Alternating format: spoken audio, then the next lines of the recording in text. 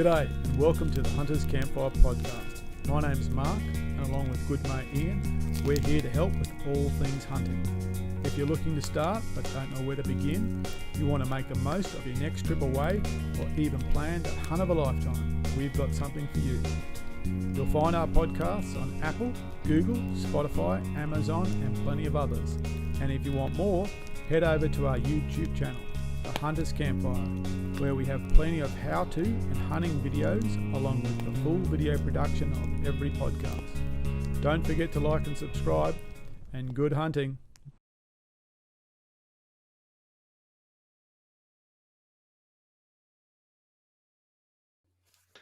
Good evening, gents. How are you all this evening?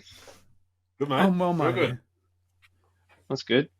And I'm well too. I'm just looking at something. I am. You have my undivided attention. I'm just looking at something. Keep going. Well, we'll start with you. Yeah, he's looking at photos of himself, reading his latest article. Just I'm so good. And... Oh, but more importantly, have you tried my goat curry recipe yet? No.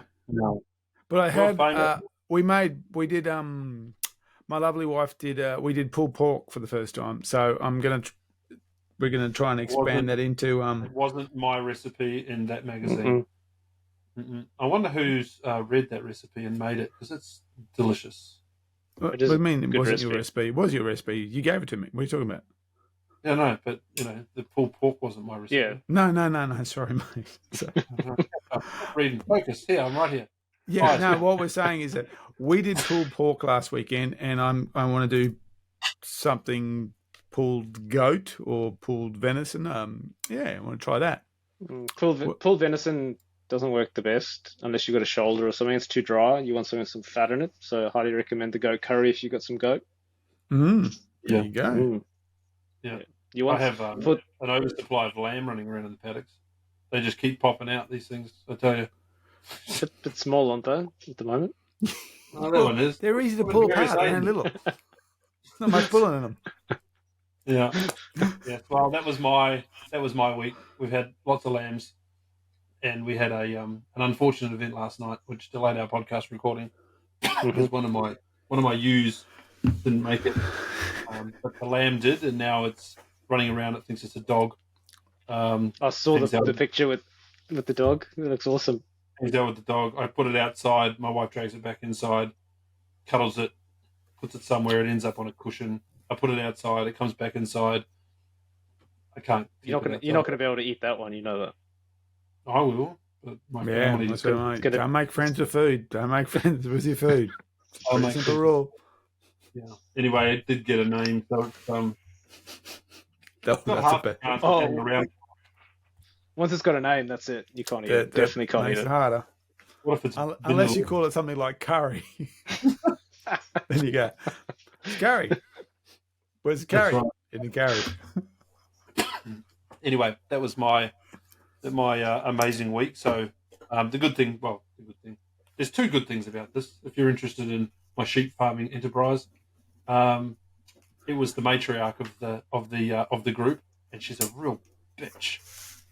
She's the one that breaks through the fence and takes the rest of them with her. She's the defiant one. She's the pain in the ass. If I had to wish it on any of them, which I wouldn't, it'd be her.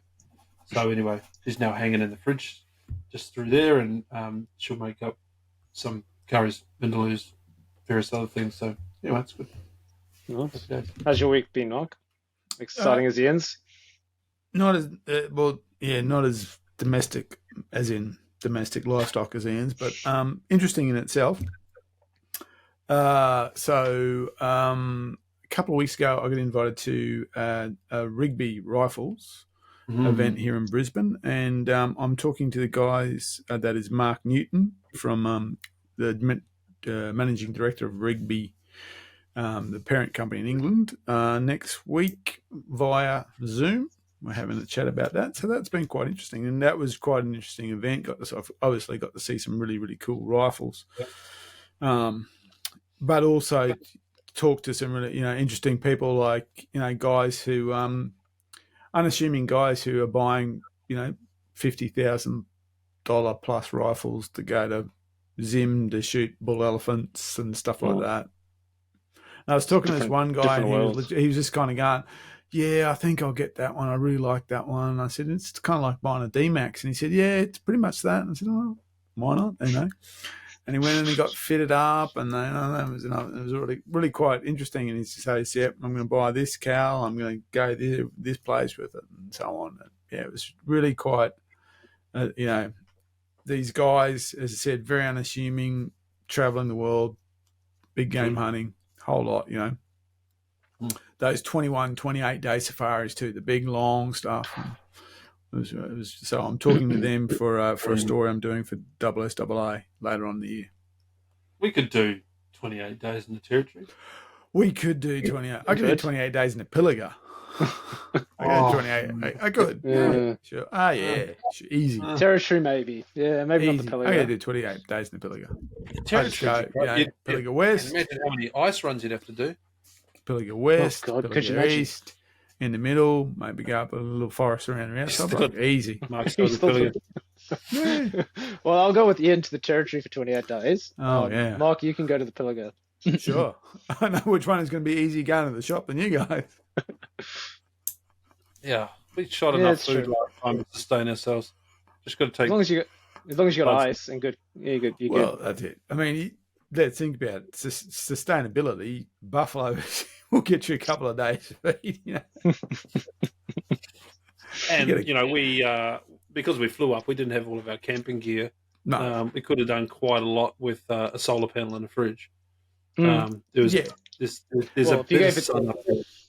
If you had a vehicle as a base and you set it up as a base vehicle, so, you know, they had a couple of angles or whatever it is, fridges on it, big solar panels. We talked about this. We talked about dual battery camper trailer.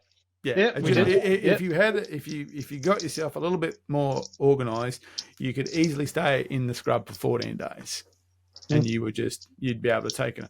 Because as we all discovered, it's just the effect that heat has on refrigeration, and so we would just literally run out of refrigeration space because we're running Eskits. Those little fridges would work hard. Oh yeah, but but the thing is, what you would do is you would set one up as a freezer and one as a fridge, and the freezer would keep your ice, and when you got meat, you'd slab it, put it in there, and the fridge one you'd run like a normal fridge. I mean, my mate's like. Graham's got an 80-litre ones. They're massive. It's huge. Yeah, I've got an 80. Buffalo recently.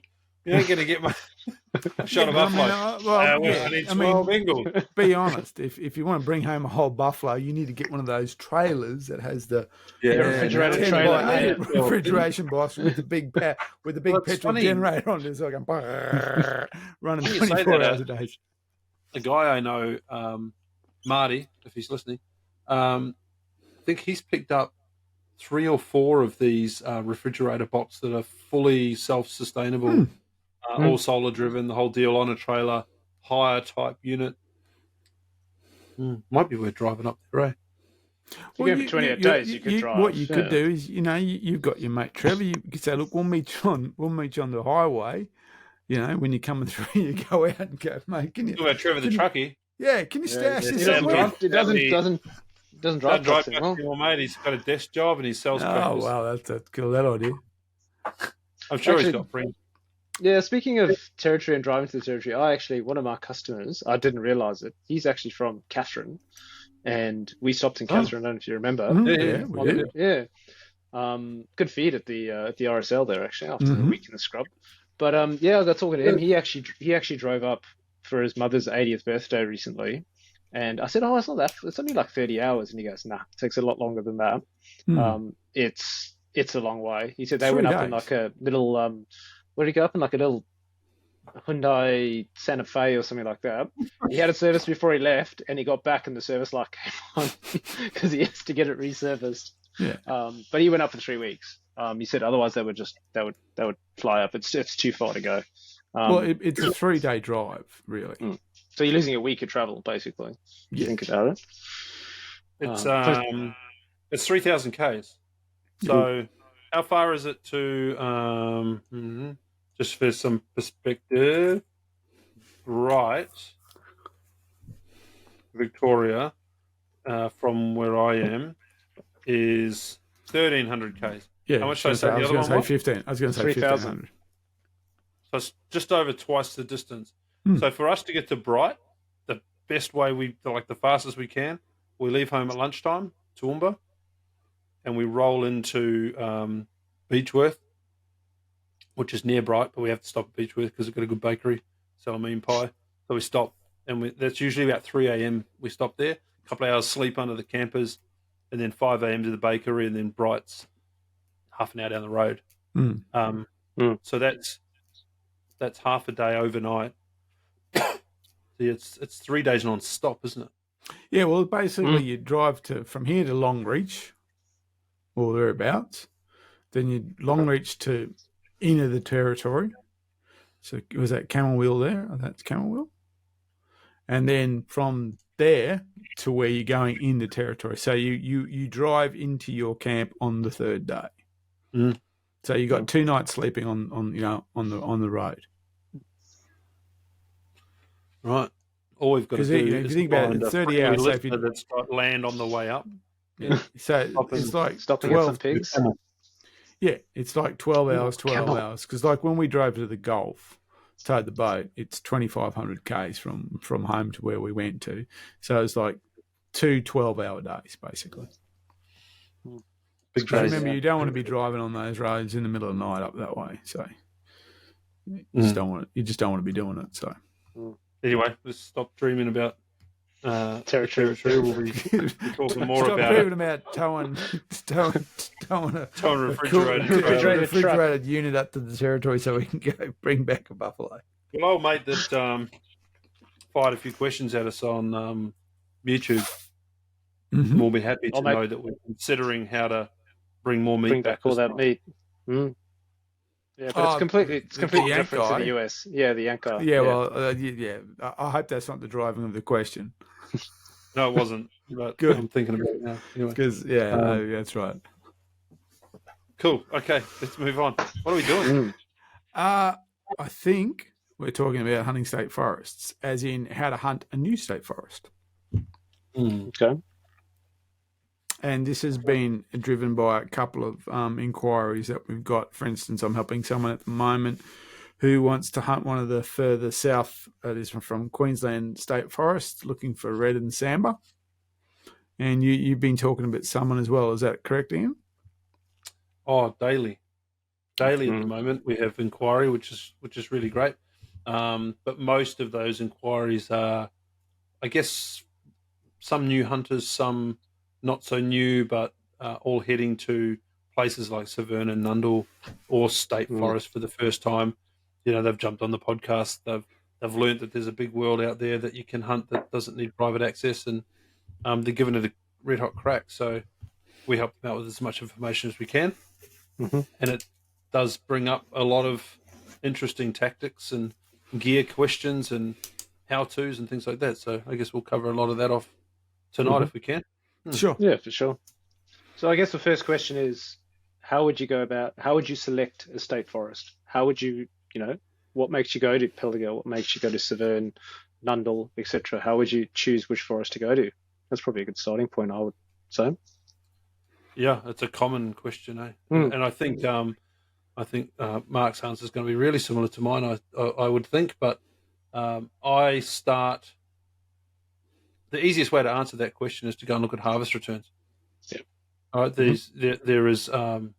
There are a lot of people contact us saying that they've started their state forest hunting the parks closest to Brisbane, and you go and have a look at those harvest return reports, and there's not a lot going on in those parks. Now, you can't believe everything everyone else says.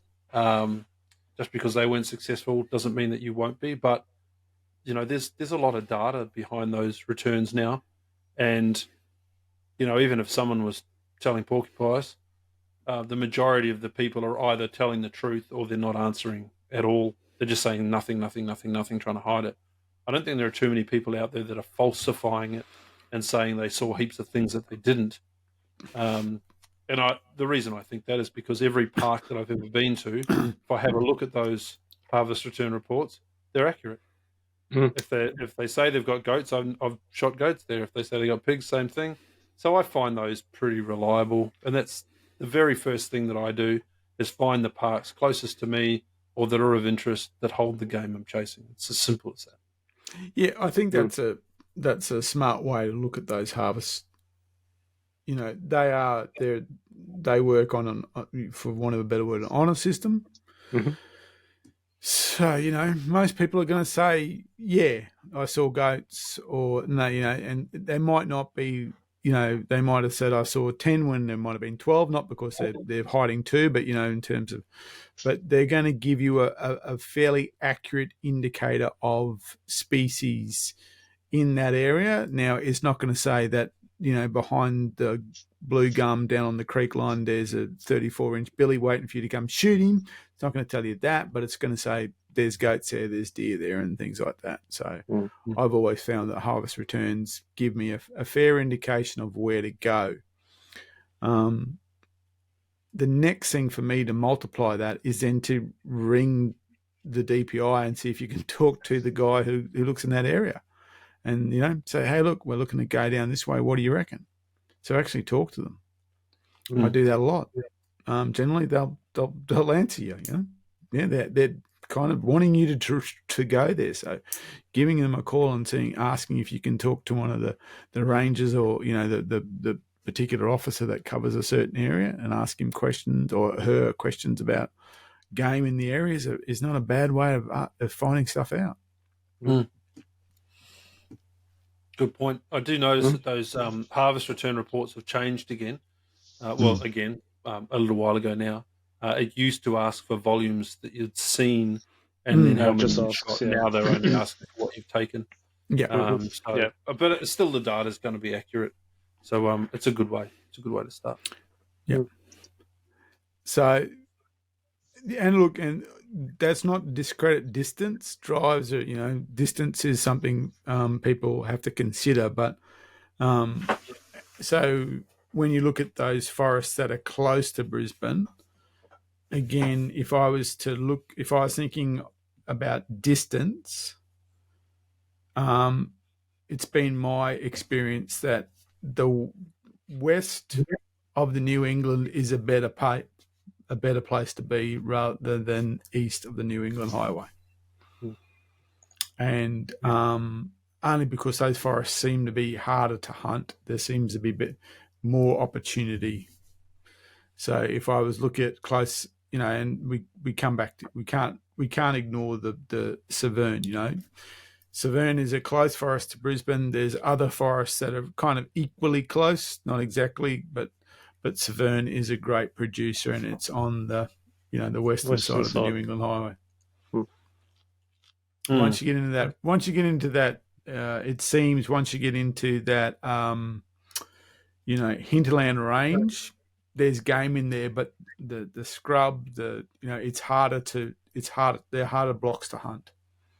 And certainly the further south you go, there seems to be more deer numbers. And when people talk about distance, that's my kind of my remedy to that, because the reality is the further you go south, so the more distance you cheat, the better your better results go up through. You know, you buy results through distance or time. You do.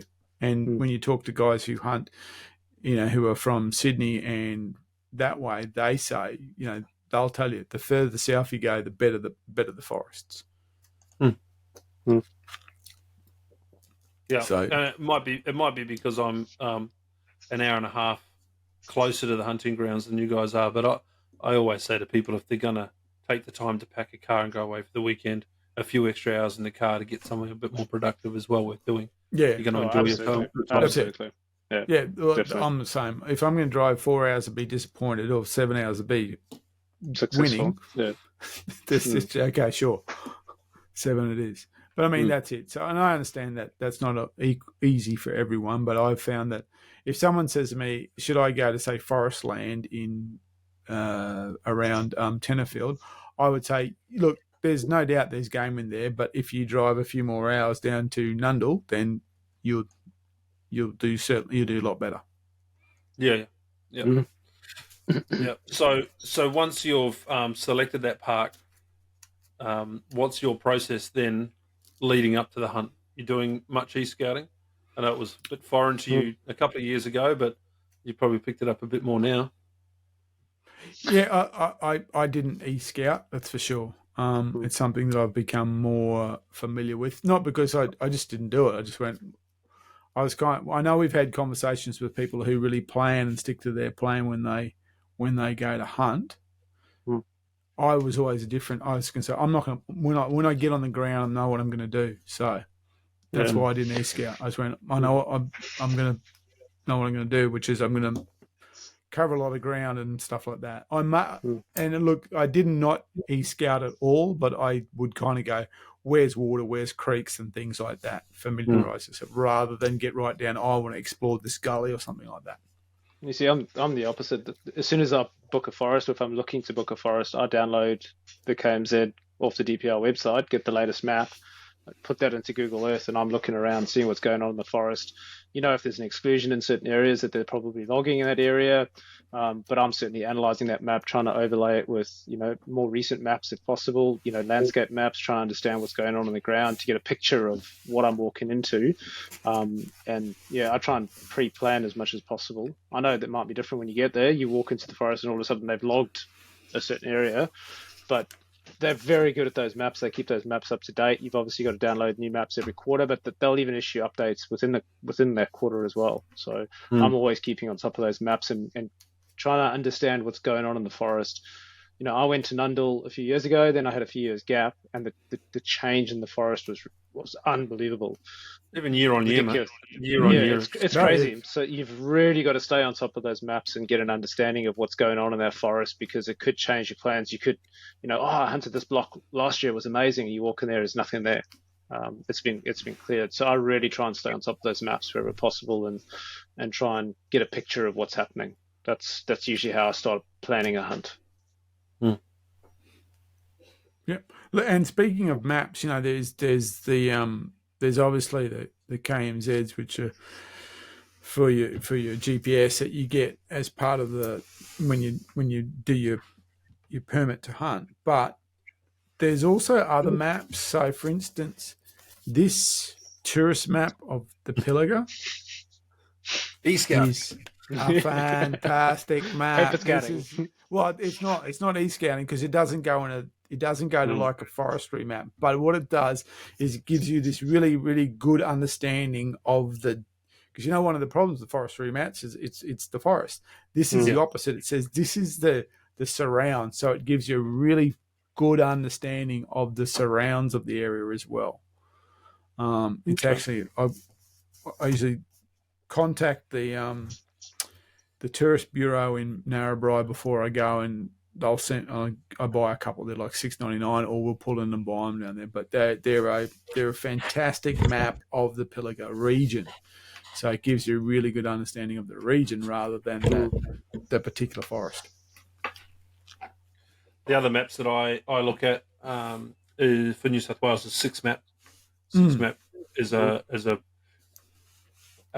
much better quality map. You can get down to much better zoom levels, whatever the gradient terms are that they use, but it's a much, much better map to be able to look at, and I find that they're more up to date than Google Earth. Anyway, Google Earth's reasonably out of date for that area. There's probably 2 or 3 years lag on that.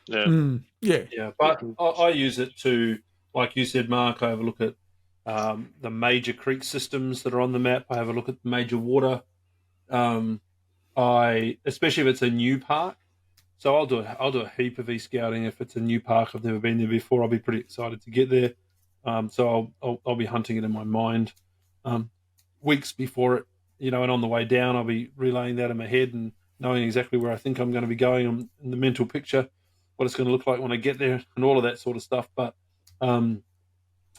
I use the e-scouting the most for those new parks, and then some people may or may not like this, but I use the drones after that. I've got a drone or two that I like to use, and I use that not so much for hunting, but to go and check if it's within distance of the main road or the track. I go and just verify that there is water in that area, whether that creek is a major creek. I did that a lot at Nundle in the early days, just to see what was real, compared to what I thought it looked like on the map. So I thought that was a pretty good trick. You can't use the drones for hunting. I don't think you can anyway. As soon as those things are buzzing in the air, the deer are scrambling for cover. You can't herd goats with them. I've done that once before, but it's not really the spirit of it. But I do use them, like I said, to verify a few things. So it's not a bad way to check a few things out. And when you're doing that e-scouting, are you changing what you're looking at based on the species? So if you're hunting deer, if you're hunting pigs, hunting goats, are you looking for different things on the maps? Or I don't hunt pigs. I'm usually, if I'm going to Nundle, I'm hunting deer. I'm not hunting pigs. I'm not hunting goats. Am I looking at it different for Severn and places like that? Yeah, I would be. Absolutely, I would be, because you know that they're daytime animals. You know that they're going to be travelling to and from water. Deer do a lot of that nocturnally. Goats are doing it during the day. So you can pick up a lot on topography. Well, not topo maps, but the satellite mapping. You can get down to game trail level almost. You can see consistent stuff on the sides of hills that can give you an idea of animal movement. But no, I don't. I think I do the same thing. It's just day, night. I don't know. They have different habits, but I don't think I look at the ground any different. Yeah, okay. Because if you're chasing goats, we know goats like rocky outcrops and things like that. Are you looking for those on the maps if you know there's going to be goats in the area? Or you think of Severn, so think of that. Well, think of Pilliga, right? Look at the Pilliga. Severn, yes. Pilliga's a great example because it's so flat, but you can find some rocky outcrops, using Google Maps, and they're gold mines. They're absolute gold mines. Mark's favorite thing that he said to me was, "Did I ever tell you goats like rocks?" Yeah, it's a no, I do. When I was looking at Pilliga, to start with, I was looking for water. I was just canvassing those maps for anything that looked like a dam, something that would hold water. It's hard to find in the Pilliga. Yeah, that's the thing. The Pilliga with water is that you can look at it, but you only ever find out when you're on the ground in that place because of the way. Nundle's different because it's a wholly different climate. Yeah. But Pilliga is you have to. But the interesting thing about with the Pilliga and water is that there can be water just underground, and animals will basically go to it. So, and a lot of the dams, especially in Pilliga West, are really just soaks. On the thing they're marked as they're a little blue blob, and you think, oh, that's a dam. No, really, it's just a soak. So, that obviously once upon the time forestry guys put down that's a soak. We know there's a soak there. But you'll find that when you're in there, unless it's super dry, that there's a feeling of presence of water around. So you often find activity in there just because there's a presence of water around. It's just underground, or there may be a very small place where it's still soaking out of the ground, but it's not like a nice dam. Like that's one of the great things about Severn is I've never seen those dams dry out. I've seen them, pretty skanky, but I've never seen them dry out. And they're dams, they're actually dams. They are. They're once upon a time, someone had that land before it went back to forestry, and they built dams. There's one place that they pour concrete. They made dam walls. So they obviously whoever did it was smart enough to put them in places where they don't seem to go dry. There's one particular one down there that does seem to go very alkaline and go green. Which one's that? You might say that's the one in the middle. If you're in the northern block and you were kind of going clockwise, so the first one you come down that's towards the creek and it's got that really nice soak that runs down through it, a couple of 100 meters of green soak. I've never seen that out of water, but I've seen it low, but I've never seen it out of water. The second one along, which is kind of directly dam. off the track, Further almost around on the the corner. boundary. That one I've seen kind of funky green, The like white dam. the Yeah. white, because it looks like it's alkaline or something like that. And then the third dam, which is the one that you might say is Covered in duckweed. pointing back towards the Bonshore Road. That dam, I've seen that very low but never dry. I've seen it patchy, but never dry, and because that seems to have a big feed that comes off the hill behind it, and runs slowly into it. So they're like slow draining dams. Oh, and that track down by that third dam you're talking about, that is just a sludge. I've seen 2 vehicles bogged in the hole.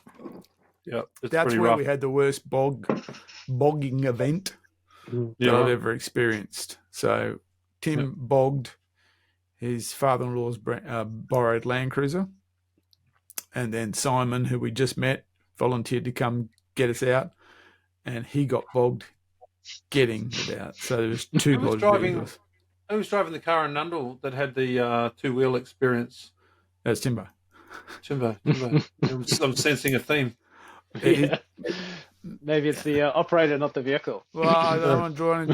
I just think about now. Well, he's had Tim's a very good mate of mine. He's probably my best mate, and I'll defend him because sometimes he has bad luck. So at Severn once he got bogged on one of the middle tracks, and he just had his new winch fitted, brand new winch, and so he went, no problem.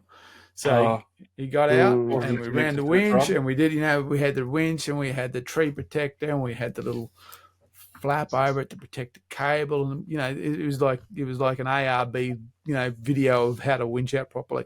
And I can remember I'm looking at him so he's in the car, and he's got the wide remotes, comes off the bonnet, and he's in the car, and he's kind of going like contact, all the hand signals, and we go contact, and all the smoke pours out of the winch. She goes up on him.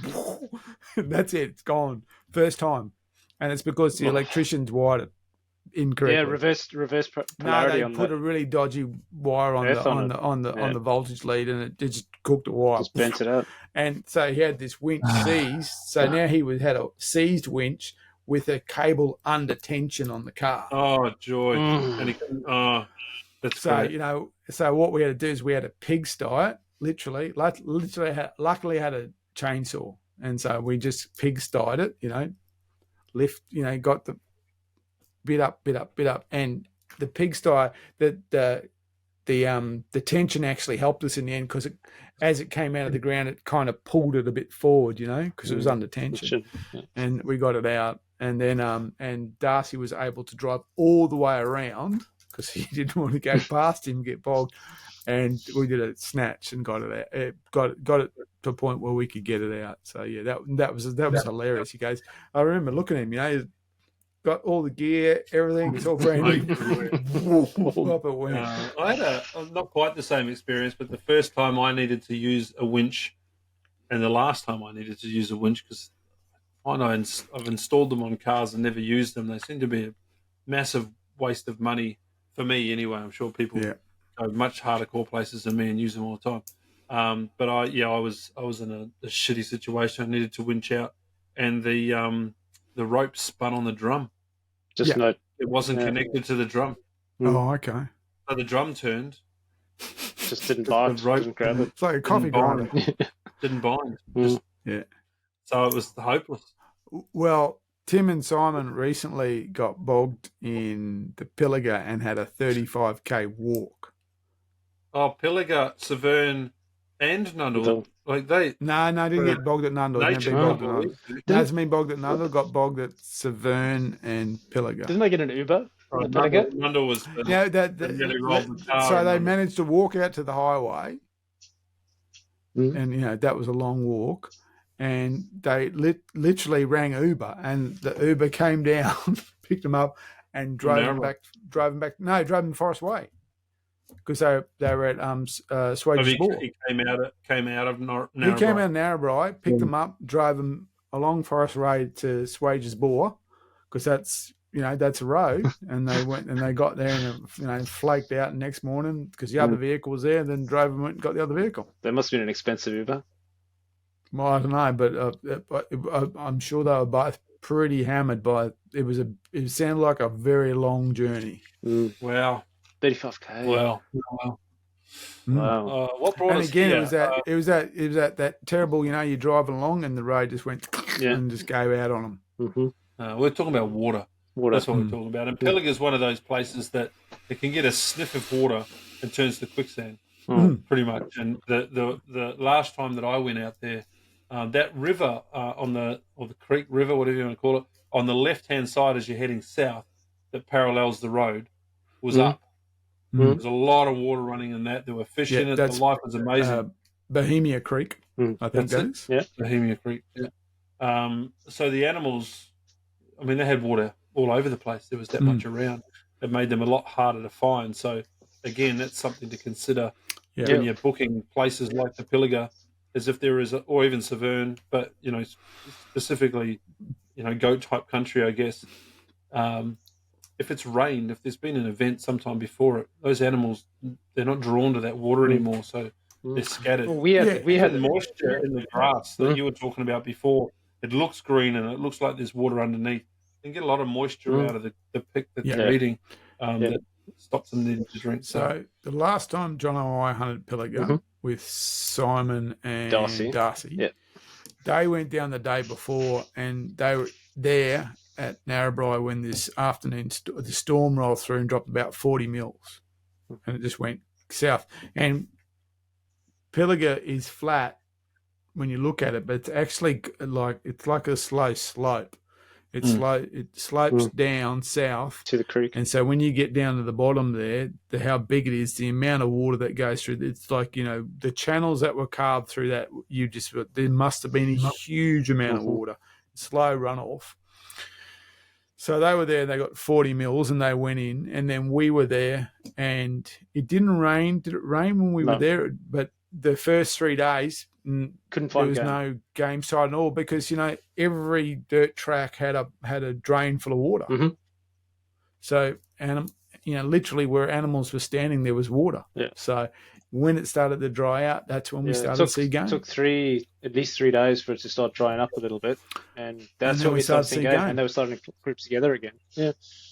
So it's an interesting place because, and I've been there when it floods. We were there in 2009 or 2000. I think the Christmas New Year of 2009, 2010. With a big group of us, and on the last day it started to flood and we managed to get out. But it was we were the same. It was a close run thing. It was a close run thing. We were about 45 minutes drive from camp to where we were hunting. Had a new hunter with me, Zully. You would have remembered him from a while back. He came with me to the Pilliga and we shot his first animal ever, which was pretty cool. We live streamed that at the time. And it wasn't our scheduled last day, but we were up on a big rock feature quite some way from camp, and this huge deluge came down. And we were just laughing about it because it was so hot. We were there in summer. It was January. It was hot, and it just rained, and it just absolutely belted us. And it went from stinking hot to quite cold pretty quickly. And we didn't think much of it. I mean, I didn't think much of it because I've not really been there in a massive water event. And we just sort of waited it out. We got drowned for half an hour, 40 minutes, something like that. Went back to the car, and on the way back to camp, we were pretty slippery, slidey, trying to get back to camp. And we thought, this is a bit interesting. We get back to camp, and our buddies had gone, this is bad. We're leaving. And they were gone. They packed up and left. I had my camper still set up. They tried to batten it down, and the wind that came through was absolutely ferocious. It was just crazy. But we got this message from the guys. Sorry, mate, we're bugged out. Thanks, Dwayne. Jesus Christ, that's a bit rough. On that last trip, Mark, when we were there, the last evening, we checked the forecast, and there was a big rain event coming, and you're like, we're getting out of here. We're not hunting in the morning. We are packing up camp and getting out because Mark knew what was coming, and we got out of there. And I think we were just outside Narrabri when it started raining. Yeah. And we had quite a bit of rain after that, and I would hate to be in there when there's 100, 200 mils coming through. Yeah. Well, I had Tim and I- to pack the camper up and drag it out. You know those rock features you're talking about on the eastern side. Yeah, So we the were far camped eastern side, yeah. quite a way up that way, and we had to cross through that creek that was already high when we went in. So it was raging on the way back. Well, not raging, but we had to brave it. That's for sure. And Yeah, well, pretty crazy. I was there with 1 year with Tim, again with Simon and Darcy, and we were there early February, I think it was. So we were right there, stinking middle, summer, 40-degree days, 40-plus degree days. And one afternoon, this summer storm came through, and me and Tim were coming back from Narrabri. We went into Narrabri, had a flat tire, and we thought, oh, let's go get it fixed. So he got spikes. So let's go get this fixed. So you still got your spare.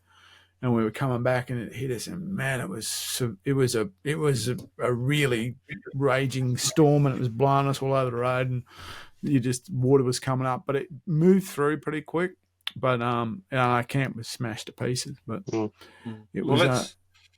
Let's use that as a segue into equipment. Then, so when you're heading into state forest, what recovery gear are you taking? What's your car rigged up with, and what extra gear are you taking with you? So a lot of depends on how you want to hunt a state forest. But the way I want to hunt a state forest is, if I'm there, I don't want to leave unless I got to leave, like we're talking about. So I want to be wholly self-sufficient. Now, I know like other guys like to, go drive to the local pub or stay in a local town and whatever it is, that's how they want to hunt it. That's up to them. But for me, I want to be wholly self-sufficient. So that's kind of the mindset of where I start with my gear. So kind of working backwards. So if I'm there for 5 days, I want food for 5 days. Mm-hmm. If I'm there for 5 days, I want water for 5 days, especially places. I don't use local water. The only time I've ever used local water is when we were in Nundle and we were down in the Ponderosa, and I was using that dam for washing up, stuff like that, But generally, so I'm going to take food, I'm going to take water, and we're going to take fuel in.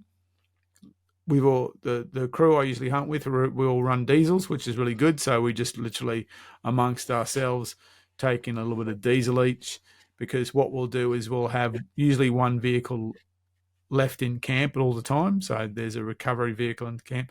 So there's food, water, fuel, and then all your camping and equipment and cooking gear. I've always said to people, find friends or make friends that hunt, or people who are interested, because then you do load sharing. I'll take this, you take that. So, you don't go into camp and there's 4 gas cookers and 4 gas bottles and stuff. You share, load share. I think it was the first Weber I ever saw in camp. I think Jono brought that, and I'm become a convert. Yeah, so I think I cooked. Someone bring a Weber. I think I cooked everyone's dinner. If you can, they're fantastic. They are man. great. They're just fantastic. They're good. Yeah. So what we tend to do is, as a group, we'll build a single camp, and then we'll have our own bits and pieces around that. And so, but I want, for me, self-sufficiency. So from a vehicle, I got a 4-wheel drive. I used to, the first couple of hunts I didn't have a 4-wheel drive. We should just pull off the side of the road and walk in. So I got a 4-wheel drive, and it's decked out for 4-wheel driving. So, all the recovery gear. So winch, I take my recovery boards and my recovery gear. So, shackles and tree protectors and things like that. Shovel, and and more importantly, though, make sure my truck's in good working order. I've always been a CB guy, but I'm finding that there's other things better now, like the Zolios and stuff like that. They're just replacing that stuff. So I probably, the D-Max has a CB, but I won't get another one in the next vehicle. I'll go handheld now. The only time I use handheld, CB is now with the family when we're doing road trips. I put it on and listen to truckies, you know. So when we're any kind of distance, or you come up on a vehicle that's, you know, that needs passing like a wide load, you can talk to them. But I'm not using it in a hunting situation anymore. So yeah, I've slowly built up over time a capable 4-wheel drive, and you know, that right through to what kind of tyre selection I run and things like that. And I again, when it's an impost, but when you need it, it's not an impost. Like when we were going through that mud, that slop at Hanging Rock this year, you know, I was comfortable. The vehicle was sure-footed, and we were comfortable, and the bigger tyres were doing the work, and I didn't feel at any time it got a bit, you know, it got too, you know, I didn't get worried or anything like that. It was capable and comfortable, and it's, you know, it's a good decked out truck, so it's a good base camp to work out of. But yeah, for me, I want to be self-sufficient, so that's the kind of mindset of everywhere I start. Yeah, definitely. And for Anything me, to add to that, Guy? yeah, for me, I mean, meat recovery is quite important for me. I like to utilize what I shoot to the best of, you know, a territory is slightly different, but I like to make sure that I've got a good esky that is capable of keeping meat cold. I know when we go to Severn or Pergo, we always make sure we've got a couple so that we can keep them stocked up. We fill them up with ice to make sure they're nice and cold so that we can keep that meat. I think having a good esky in camp, or a couple of good eskies in camp, is good. And it helps keep the beers cold, which is always nice at the end of those long days. I agree with Mark on, from a cooking, I think the gas cooker is great. You know, as a South African, we try and, you know, you brought up with you cook everything on an open fire, but I've been in a situation where I've planned to cook on an open fire, you know, throw some sausages or whatever, and you rock up in the Pilliga and there's a sign saying you can't have a campfire. So you need to be prepared for, you know, if you're going to be self-sufficient, to be prepared for situations like that you have alternative. Don't think you can just chuck the billy on the open fire to make your coffee in the morning, because potentially you can't have a fire. That's a very good point, and something that people may not be aware of, especially if they're new to state forest.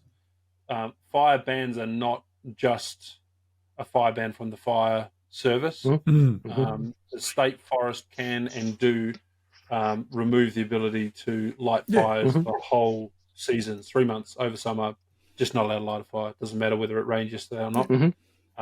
So yeah, be aware of that, because that's a good point. That's it, because when you go like the Rural Fire Brigade website, you know, and you look at the fire bans, which you should, it talks about a region, and it means everything within that region is under a fire ban, and that's from the firefighting perspective, you know. Whereas state forests are a work environment controlled by forestry, or whoever they are now, so that they make a decision. We do not want fires in this work environment for this period of time. And so so that's what we found when we went to the Pilliga, and luckily we had gas with us, so Jono didn't have to eat, you know, raw or whatever it is, Burkwurst or whatever he was going to chomp on. That stuff, because that's it. Yeah, we would have been stuck. He would have been stuck if we couldn't have cooked. And look, I mean, I love cooking on the open fire, but the gas is just far more convenient. It's cleaner, it's quicker. You come back after a long day. If you got to get the fire going before you can get some coals going before you can even chuck some meat on, I'd rather just fire up the Weber. That's so much easier. Yeah, it's gas is for hunters, fires for camping. That's it. Yeah, look, you know, like.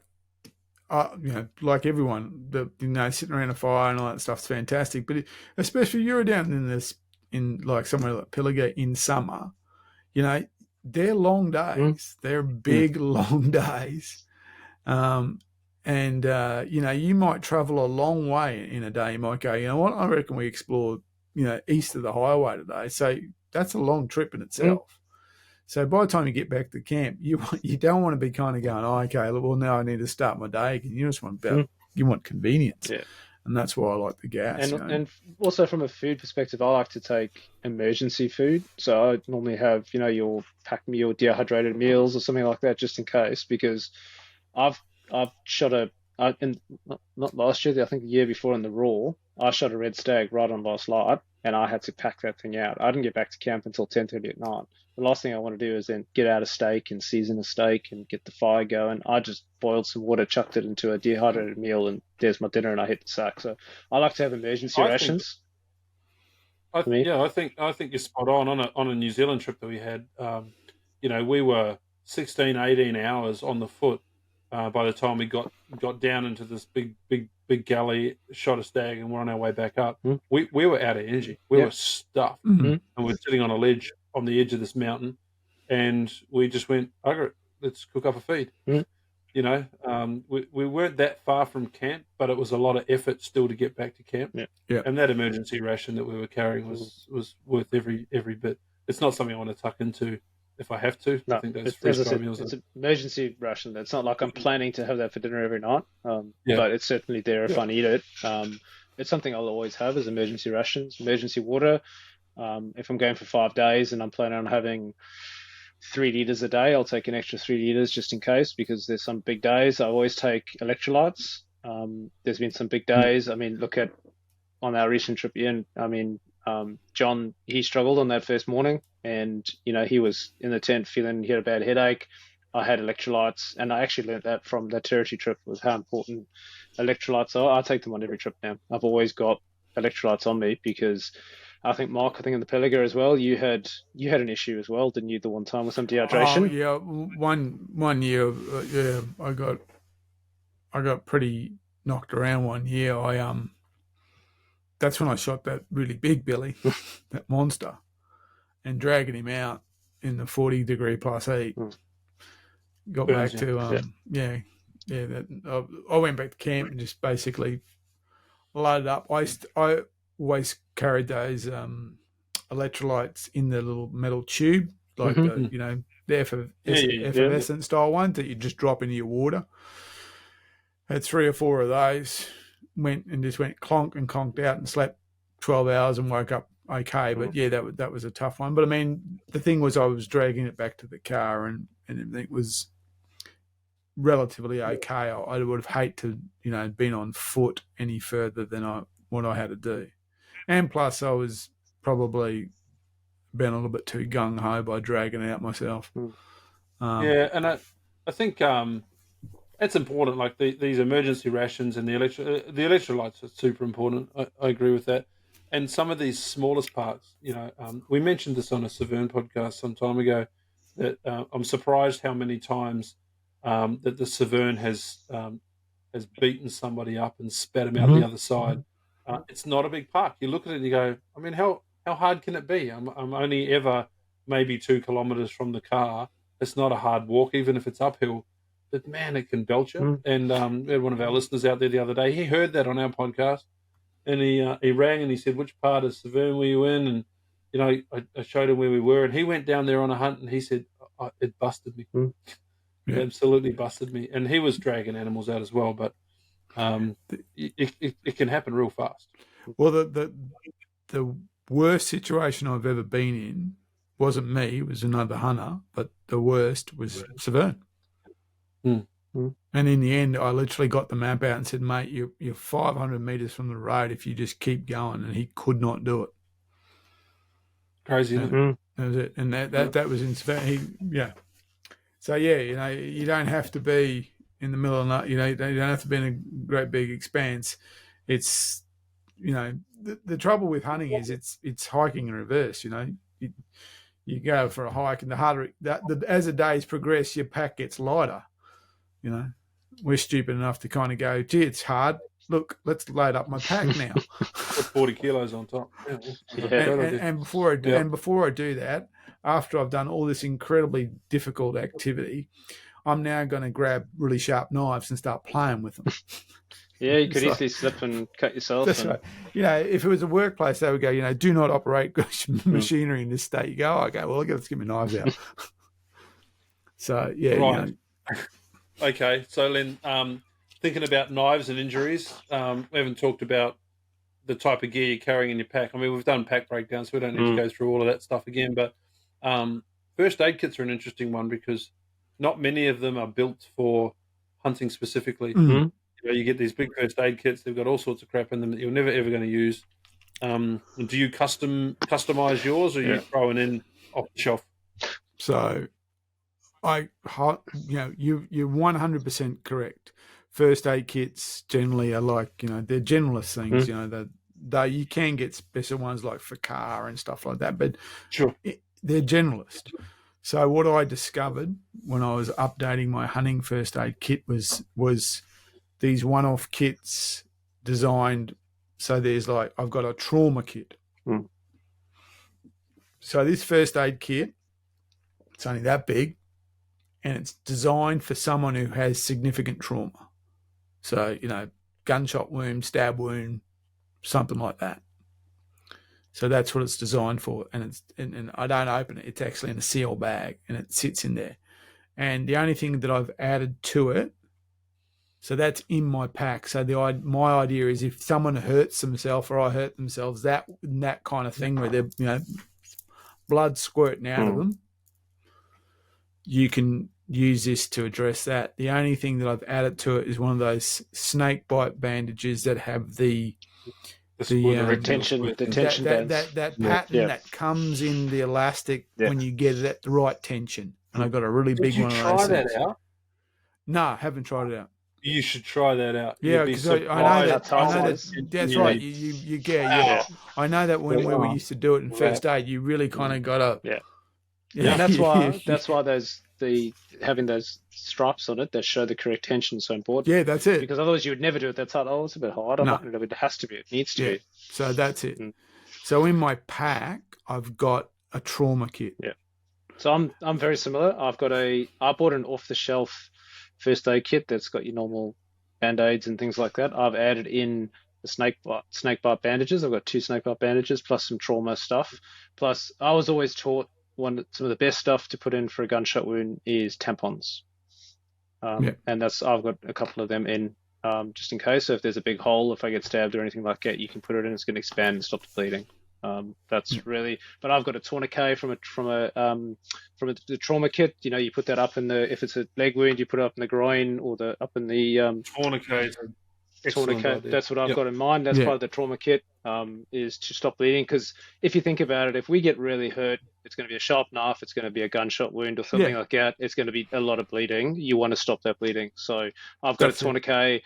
I've got some tampons in there, and then some general bandages plus snake bite kit. That's what I've got. Plus, I've got now, we've got the Zolios, so that if, shit hits the fan, push that SOS button. I don't go anywhere without my PLB, whatever brand it is. We use Zolio. We think it's great, but I don't go anywhere without that now. Yeah. So back at camp or in my truck, I have a general first aid kit. And that's actually really generalist, i.e. I've got things in there like cold tablets, cold and flu tablets, float lozenges, all that, just basically stuff that all sorts of things like that. Just so if people are going, man, I'm starting to get scratchy or something like that, you go, here, have this so you can continue, enjoy your trip away. So I've got a really comprehensive first aid kit in the truck.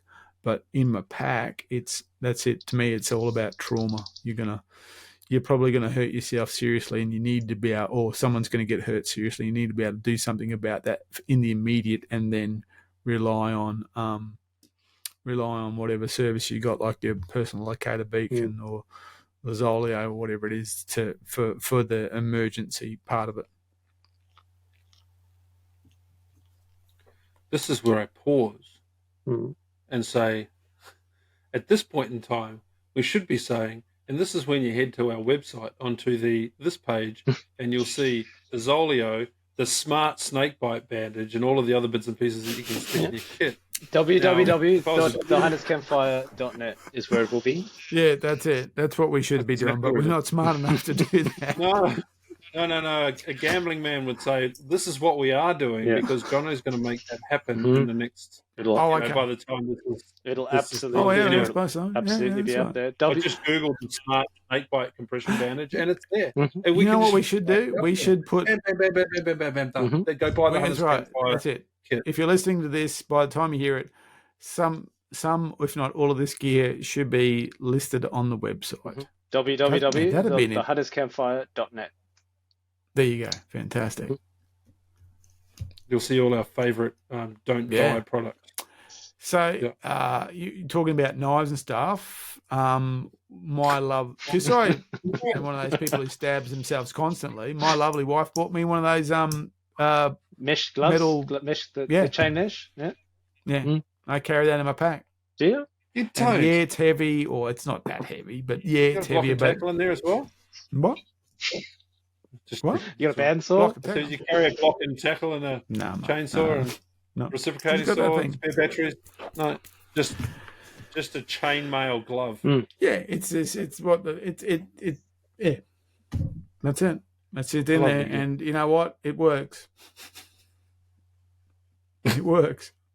Right. Oh, look at that. No blood. Well, fantastic. And that's the thing, right?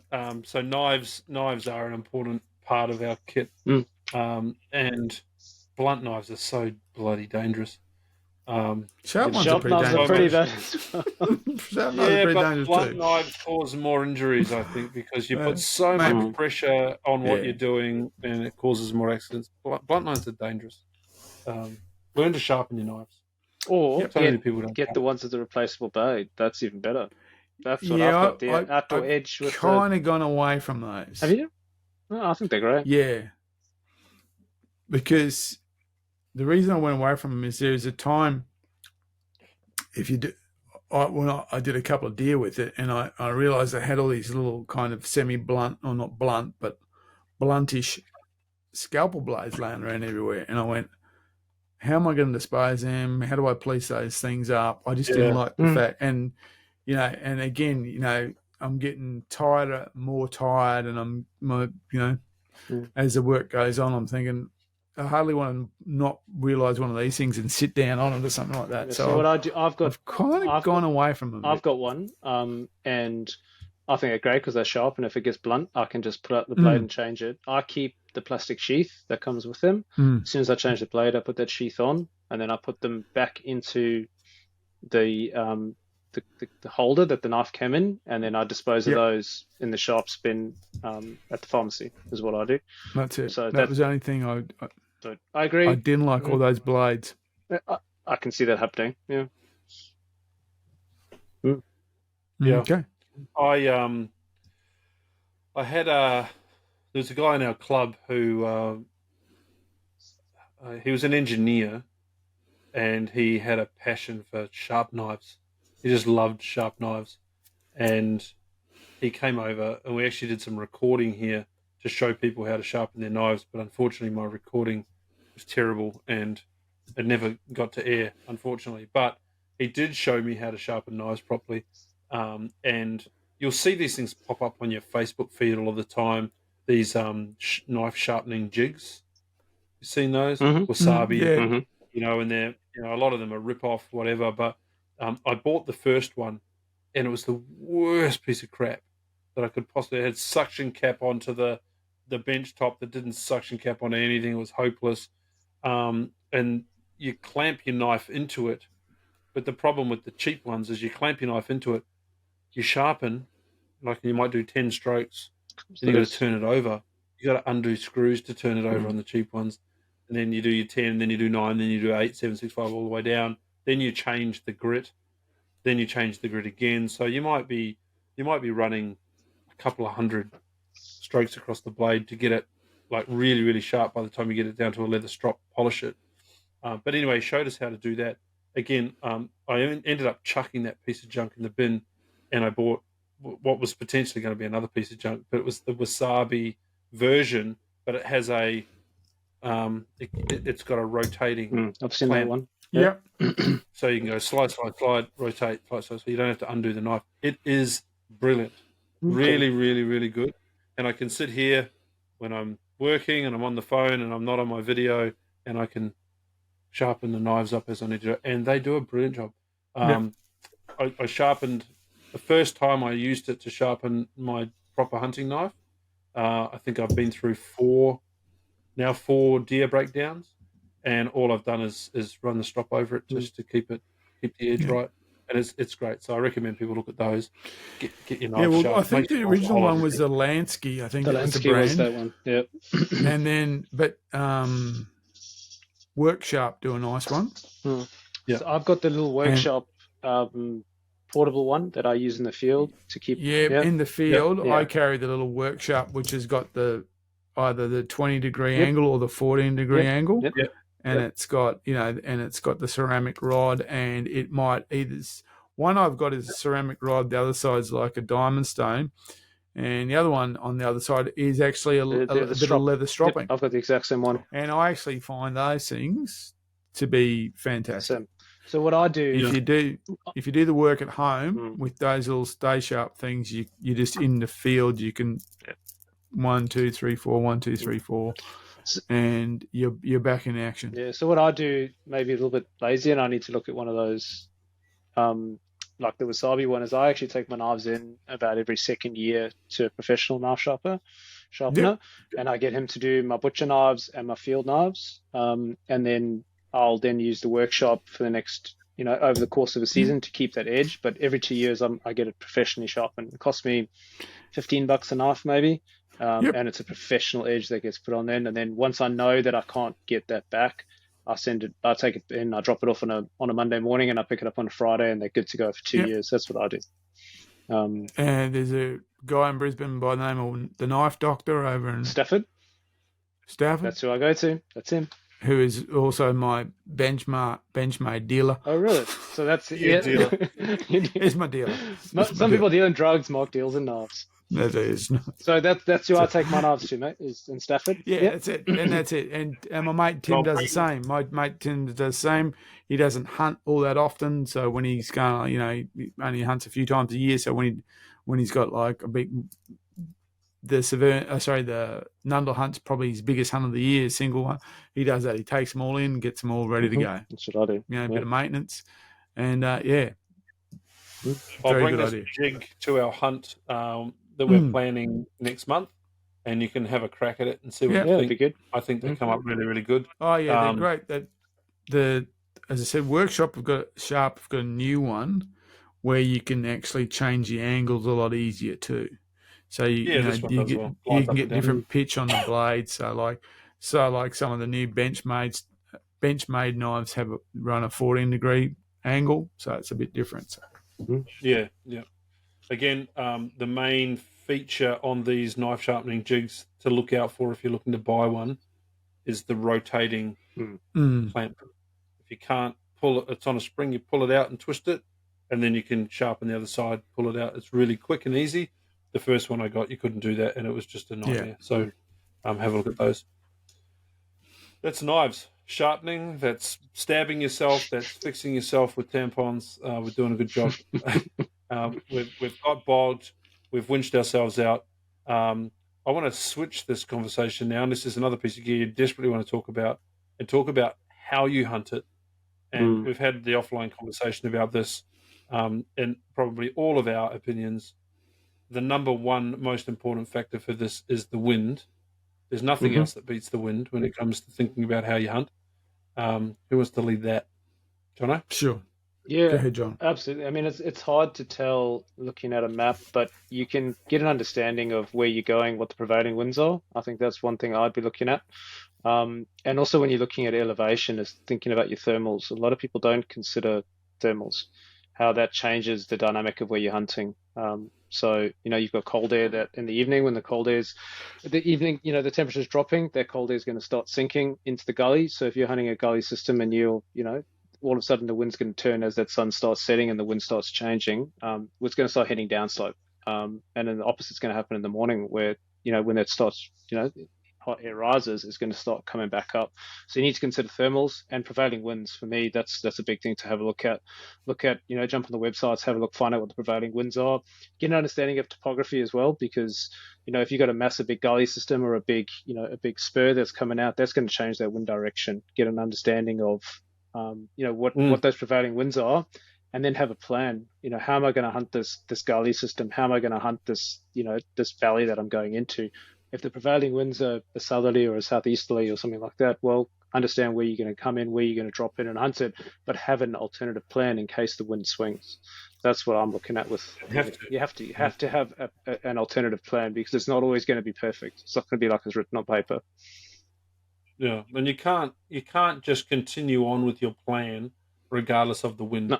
Like if you've e-scouted your life away, you knew where you were going to camp, you knew where you wanted to walk. If the wind's all wrong, abandon it Change and it. come up with a new Yep, plan. You absolutely. can't walk with the wind on your back. No. It doesn't work. I was just going to touch on the thermal thing. When I talk to people about thermals, I get them to think about fog. Mm. You know, if you've ever spent a morning out there in the fog. So the trick with thermals, one of the things that people don't consider too much, because you're right, in the evening everything settles down, and in the morning when the sun hits the faces, as soon as that, when the sun's rising in the morning is the coldest time of the morning, that dawn period, it gets really freaking cold. The sun's actually up at that point. But it's when that sun starts to warm the faces that the thermals start to rise. But for the first hour of light, that pre-dawn light, the thermals are still dropping. It's still cold. You notice that early morning fog. Yeah. Settles, It needs that heat. fog. It needs that heat. It needs that It heat. needs the heat to Yep. push up. So if you're thinking about hunting a gully, and I mean a lot of this thought goes into hunting big systems, not small creeks and gullies, I guess, because they don't get the big push of sun that some of the big faces would get. But if you're thinking about hunting, a large face that's going to get the early morning sun, by rights, you need to be at the bottom of that creek first thing in the morning, because the first thing that's going to happen is that fog's going to settle, or those thermals are going to settle into the base of it. So you might have an hour, and then you got to bust all the way up, because as soon as that sun hits, it's going to push those thermals up and going to go. So it's quite complicated the way that thermals operate. But I think they still, in my opinion anyway, and I'm happy to be told otherwise, they run secondary to wind. The wind needs to be your number one thought. And when I was writing a notebook, I used to, when I was new into some of these blocks, and I'd take a notebook, and if I saw animals, I'd write conditions, and I'd try and piece together a matrix and a puzzle about what was going on. I also did that with wind. So if the prevailing wind was a westerly, but I had a north-south gully, I'd write down which way the wind was going when it hit those gullies and those parks, because it seems to always consistently suck and go the same way. Like it might be a westerly, but you've still got the updraft that goes up the creek. And I've never found that draft follows the direction of water. Sometimes it goes against, sometimes it goes forward. So I haven't quite mastered what that does, but I'm fairly comfortable that in most of these places where I've found a westerly hits a north-south, especially in Nundle, that draft heads south. It doesn't head north along that gully. So anyway, that's my observation in Nundle. It's different everywhere you go. Mark? Yeah, look, I don't. Yeah, it's kind of one of those fundamentals. You can't discredit it. The way I tend to hunt everywhere is I kind of go, okay, well, let's look at this area today. So there's some kind of decision making. We're going to go to a particular area, and I start to make decisions when I get on the ground. So I kind of say, okay, I'd like to hunt this area, but exactly how I'm going to approach it, I don't make any decisions till I get there. So so for instance, when we were hunting Nundle this year, we did the boundary road section, if you will. So drove in, pulled the car up and said, okay, and just got out and went, okay, what have we got? What's going on here? And went, okay, wind's telling me to go that way. And so, and I tend to walk a lot. I'm not a good sit and observe hunter. I'm a moving hunter. I try to do that. And I just can't. I can't. I'm not really good at it. So I'm just not. So I move a lot. So I'm always kind of wanting to know what conditions are doing, and ultimately the direction I move is based on a pretty simple formula that I have, where I start to build a picture of what's happening. So I go. So the first thing I do is I'll follow. I'll respect the wind, because if I don't, no matter what happens, if I don't do that, then I'm wasting my time. Yeah. And then I start looking for sign, or, I'm looking for sign. So when I start seeing sign, I start to understand what that sign tells me. So, and generally the first sign you'll see is prints, you'll see traffic. So we'll start to do that. And then I'll try and find more sign to reinforce that traffic. So I'm going to go, okay, scat, things like that. Or sometimes, you might see things like rubs, or you might see, hair on a wire and in a fence line or something like that. But I want to build this picture of what that area, what animals are in that area and what they're doing as I'm walking along. So I'm processing that all the time as I go on. And generally I find that works for me. I'll just keep building, and I'll look for things, and then I'll, like, for instance, the first day when I was out in Undle and we saw those pigs, didn't get a chance on them because it just didn't work out that way. But, started to see signs, started to see not just traffic signs, but signs of feeding. So found, diggings and stuff like that. Looked on, these ones look fresh.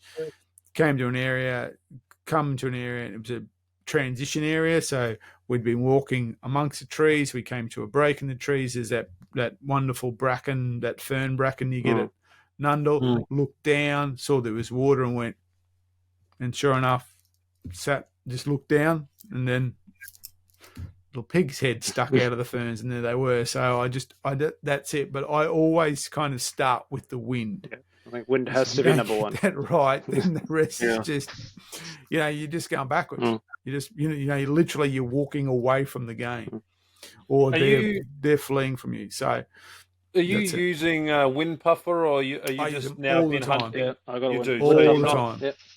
All the time. Yep. So there's the things that I'm always using is the binos and the wind puffer. Yep. Same. Yep. Always, and that's why, and it all now sits in a chest rig. Same. Yeah. So I'm just, and I don't even mean like when I glass, I'm like not glass. I'm just literally picking up, looking, or I'll see something. What's that?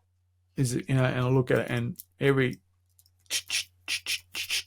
and I'll puff. And if it starts to tell me something, I'll go, okay, I've got to think about altering course here. Yeah. Has the monocular thermal found a permanent home in the chest rig, or is that a nice to have? But it's not. It's a nice to have, but it's a bit big for a chest rig, isn't it? No. Well, I could put it in the radio. The phone now sits in the radio pouch, which I've taken my GPS out. I used to have a Garmin GPS. Yeah, well, I had a Garmin pouch, the Garmin Rhino pouch. And so I got the chest rig, I had a Garmin Rhino pouch, and I had a rangefinder pouch. New binos have got a rangefinder in them, so the rangefinder's gone, and the Zolio sits in the rangefinder pouch. And I'm now using my phone and the Avenza maps, especially on state forest. So the Rhino's out and the phone's in the same pouch, and they fit perfectly. So that's it. So I'm down to that. So, so with the puffer and all that, then the puffer sits in a little tiny pouch to the side pouch next to the bino chest rig. So that's it. So, all the time, just constantly. Yeah. Wind. It's important. There's most important. People have asked me about it and I think one of the things that every hunter could do is walk slower. And glassing and checking wind makes me walk slower. Yeah. Because I stop. I actually find that. And this is just purely observational animals. Animals don't generally walk from A to B. They don't kind of go. They go, eat a little bit, stop here, do that. They don't usually they're not like humans. They're not like, we look at a map and go, oh, I want to check out this dam. I'm going to move towards this dam. Animals don't do that. We do that. Mm-hmm. So animals stop, browse, smell, Yeah, That's true. That's because they're in their habitat and they know That's where right. they're going. They're So not checking I the want map. to I want to sound more like an animal to an animal than a human. Because, if you listen, if you're out with people and you listen, you hear them walking, you kind of go, that's people. It's like, it says rhythmic, dunk, dunk, dunk, dunk, dunk. It's people coming. You've been out there and you hear other hunters coming, you go, there's people coming, you can hear them. We're rhythmic, and we tend to be repetitive. Whereas most animals, you'll be in the scrub and you'll hear something, but it's not like you don't hear this. It's very rare you hear this deer kind of just doing this nice marching and it just kind of marches right past. I mean, it does happen occasionally, but it's not like it's that you'll go, oh, hang on, what's that? And you hear something and then it'll go quiet and maybe you'll hear it again and you'll see it. It's usually a rock or something like that just being dislodged. Generally, I find. That's it. They don't move like we do. They move because they're eating and they're browsing and they're existing in that environment. So I'm trying to sound more like that. So I tend to try and walk slower and break up my rhythm. Unless they get you wind and then they are gone. Well, if they get you wind, but I think also with animals too is that, especially prey animals, that all animals that we hunt, I don't think they generally make a decision based on one input. No. Unless you're really silly. Oh, and for me, the only time they will do that is on smell. Yeah. I even think if they smell you, they'll go, oh, there's something coming, and they'll move a little bit. That kind of bursting out of the scrub busted, that takes you to do something stupid, like almost like bump into them. But I don't know. I've seen them. They'll pick you up and they'll move a bit, but they won't like. Once Tim and I were hunting. Yeah, for me, it's species dependent. Like pigs, they can be so stupid. You can be right on top of them. They can smell you. They can sense you. They can hear you, and they'll hang around. Goats. They're looking right at you, gutting out their friends. Yeah, still there. I mean, they don't. They kind of process. They go, okay, something's here, and they start processing. So, they may smell you, but if you don't act like they might kind of go, oh, that tells me something, but it doesn't tell me to flee. That puts them on alert.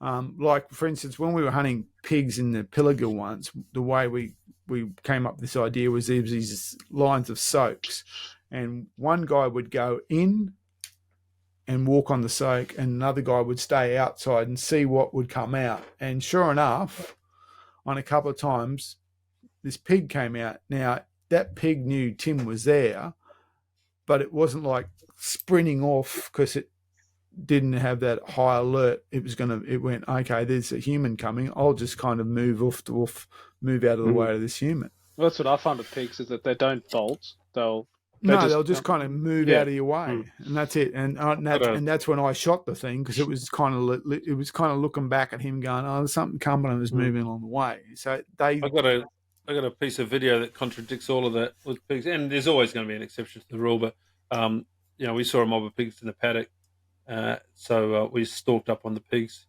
Didn't want to shoot them because there were deer on the other side that we were actually chasing, but I said to the guy that was with me, let's scoot around the other side. Like, let's just cruise around the other side and let them pick up our wind and see what they do.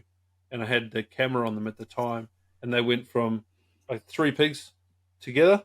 They went from snouts down to bolt all at the same second. They just, oof. There was no processing. There was no nothing. They're just gone. But they're likely to have been animals that are under pressure. Yeah, as that's well. right. It's like anywhere. I reckon every pig in every state forests, as soon as it hears brakes slamming, becomes Usain Bolt of the pig world. Because they usually know there's this big coming. Yeah, that's true. That noise equals big toothy thing chasing me. Whereas, I think with you, if you're hunting on foot, they don't respond the same way as they do that. And I mean, I've had that happen. You'll be driving along and someone will go, they'll see a game animal will hit the brakes and the animal will go, pew!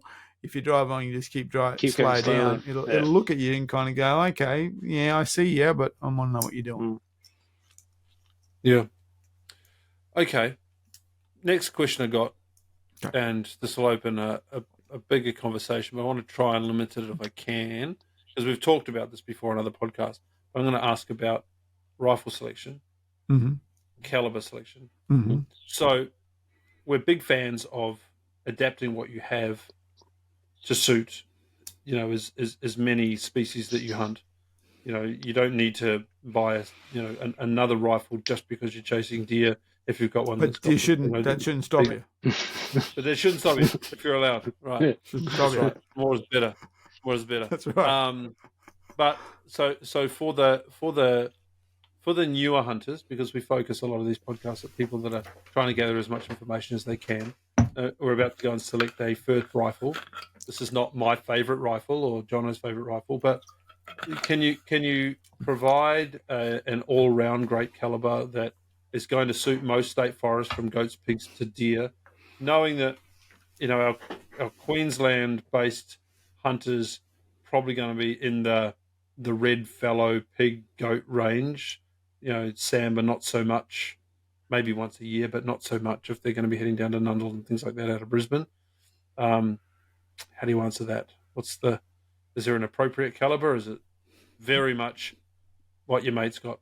Yeah, I think like everything, you're going to get 1,000. If you ask 1,000 people, you're going to get 1,000 different responses. So maybe the way to do this is just answer it if someone asked me. So if someone said to me, I want to hunt state forest, and I said, do you want to hunt Samba? And they said no, I say buy it. Yep. Don't say anything. Okay. Just going to write it down on the back of a piece of paper, see if I get it right. Really? Write it down. Jesus. Yeah. Okay. If someone said to me, I want to hunt state forest, and I said, okay. And I said, just mainly state forest? And they said, yeah, mainly state forest. So there was someone who didn't have access to land in Queensland, wanted to hunt New South Wales. Okay? Like a lot of us.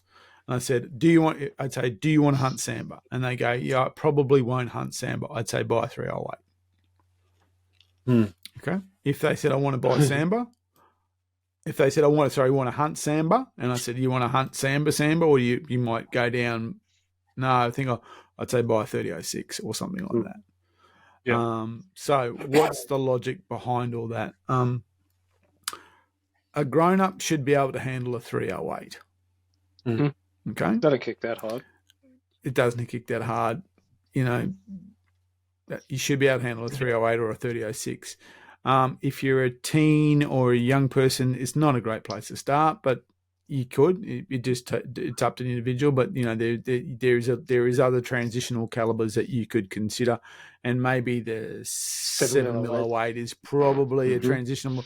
But if you were going to 7mm08, I wouldn't go 308. I'd just go to 7mm08. So there is a potential there. So if you are concerned about the booting of a 308, then the 7mm08 is probably there. So the logic behind that is that if you lob up to a state forest and go, oh, I've left my ammo at home, if there is a town nearby and that town has any kind of gun store, you'll be able to buy 308. Yeah. Okay? Yeah. You'll be able to do that. You might say, oh, no, the local produce down mine doesn't sell that. But most places will sell 308, but they probably don't sell 6.5 Creedmoor. Or if they do, there's probably one box. So ammo shouldn't be a problem in terms of that. In terms of what you're shooting, a 308 will kill everything you're shooting at. Yeah. And the other thing about a 308 is it's going to handle the scrub better than a 2 cal. And this is experience hunting with a mate who's a very, very good shot and used to shoot 243. After a few state forests, he'd left a 243 behind and he moved up caliber simply because, he was in that heavy scrub and stuff like that. You do need something that's a bit kind of more sledgehammery like than high performance needle. You need something that kind of can do the work. To me, a 308, a couple other reasons. Every manufacturer makes a 308.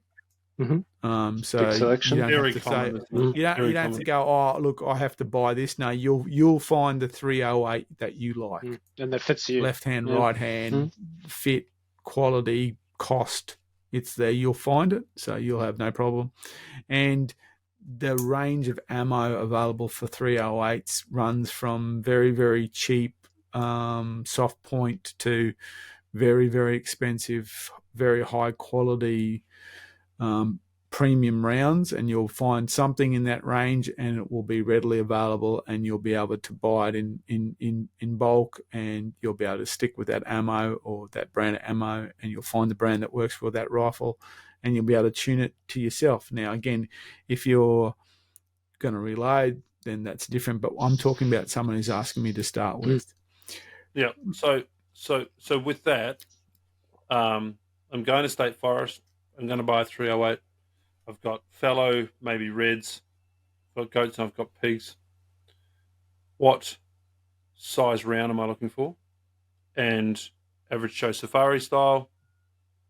What round am I buying? What grain weight? What brands? They're some. I mean, whereas we may not be able to throw too many brands out there, but there's some dodgy rounds out there. They're very inconsistent. There's some premium quality rounds that we all love to use. But where are we starting? For me, if we're talking 308, probably I'd start at a 150 grain. Is probably where I'm going to go. It's in the middle. It's not too heavy. It's not going to kick as hard. It's pretty flat shooting. You can buy them anywhere. As Mark said, availability of round. You could go to a 180 grain. 308 handles a 180 grain. If you're going for those larger, if you're looking at reds, potentially sambar, you might want to go 180 grain, something a bit punchier. Personally, I like to go in the middle. I shoot a 165 or a 168. I find in my 308, I get super good grouping, especially with the Psycho rounds. For me, I've got a Tika rifle. Absolutely loves those Psycho rounds. But I like that 168. It's a good compromise between a flat shooting caliber and that punch that I can take down reds. I've taken down pigs, goats. I've shot foxes with it. I've shot everything with it. For me, it's a sweet spot. But for average Joe, I would say a 150 grain in a 308. You can't go wrong. Yeah. For me, it kind of starts and finishes at 150. Simply because, again, if I was talking to someone, different size, when you change grain, you change ballistics. So find a good 150 that you like, and that might be, it might be a quality soft point. It might be something a little bit. It might be one of the polymer tip ones. Find a good 150 that you like, and there's a myriad of them out there, and just find the brand that seems to. I don't know why, but certainly rifles and brands, you've got to find the right mix. Absolutely. And you can talk to people, and it's different. Like there's brands that I won't use anymore that they just don't seem to want to work with the rifle, and there's other brands that's all they want to do. They want to work really well. So there's a bit of an exploration there. Find the round that you like. That's key, Mark. You said try. You've got to try different rounds. That's it. You've got to experiment a bit. And then you find the projectile you like. Because the thing is, if you buy a reasonable quality projectile that'll kill a red, it'll kill a fallow, it'll kill a pig, it'll kill a goat. Now, if you are,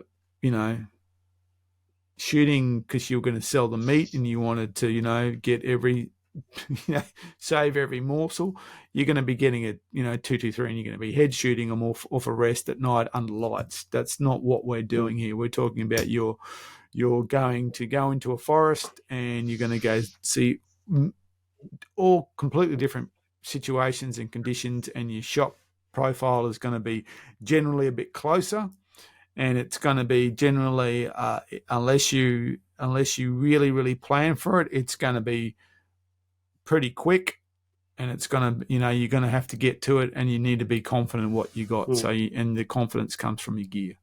I mean, if you set it up right, you can shoot prone, you can wait for the game to apply for. But for most people, when they're shooting state forest, it's opportunistic. Yeah. You know, okay. We're on. Let's go.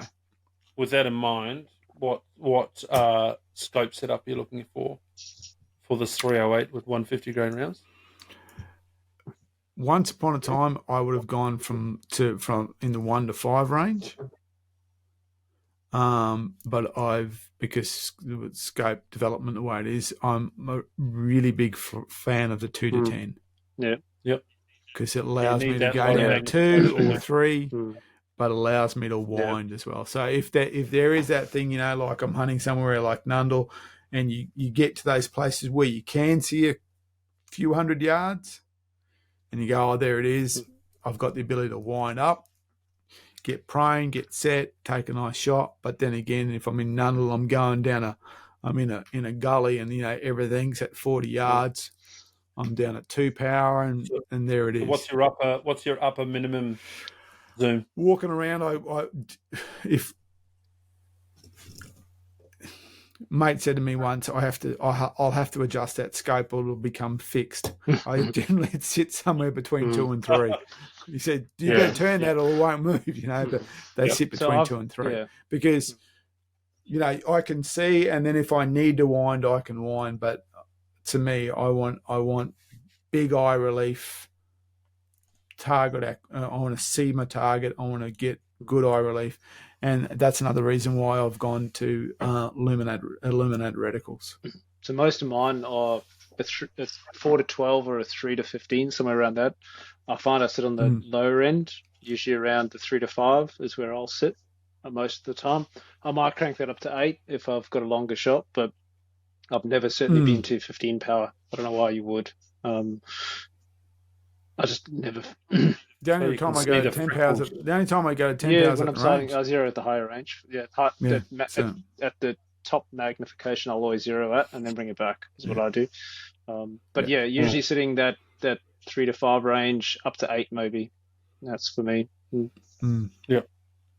Okay. Good. So we want the low power is super important. And again, that's, I mean, so if you're shooting on private property and you're shooting on a paddock and you've got, there they are, and they're at a couple hundred yards, it's completely different. I understand that. You want something more akin to a target type of rifle. State forest hunting generally isn't that. No. Can be in tiny instant, you know, once a time.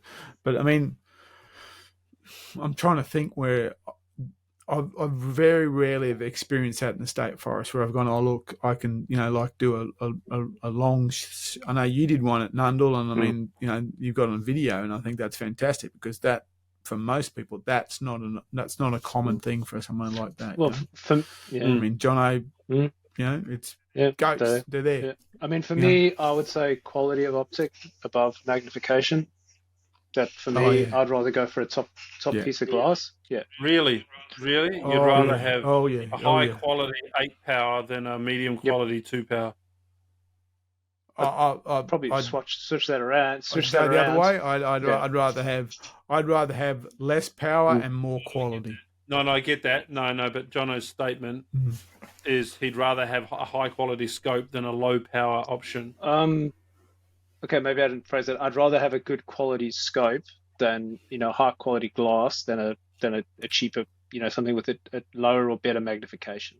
So if I had a 2 to 5 by 30, I'd rather have that over than a 3 to 15, depending on the quality of the glass. Oh, sure. For me, that quality. You'd rather have a better quality than more range. Yeah, because that's it. Right. Yeah. For me, you know, I'll never forget, and this is going back to my UK days. I was sat in a high seat. And I had a pair of Swarovski binoculars, and there's 20 deer in the field in front of me. I picked up the scope, and I had a lesser quality rifle scope, and I could not see the deer in front of me, but I could see them through my good glass. Doesn't that? That's so frustrating. I've said to more than one person that your binos need to be same quality, lesser quality than your scope.